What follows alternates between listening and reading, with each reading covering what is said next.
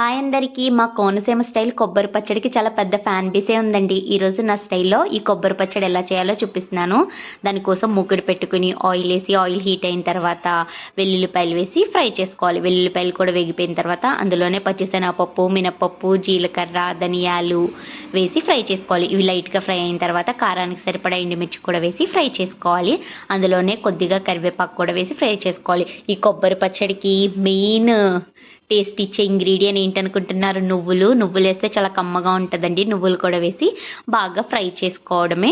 Fry చేసుకున్న దాన్ని చల్లారి పెట్టుకుని ఒక మిక్సీ జార్లో వేసి అందులోనే కొద్దిగా సాల్ట్, చింతపండు అండ్ బెల్లము కూడా వేసి, బెల్లం కావాల్సిన వాళ్ళు వేసుకోవచ్చు, వేసుకుంటే భలే ఉంటుంది.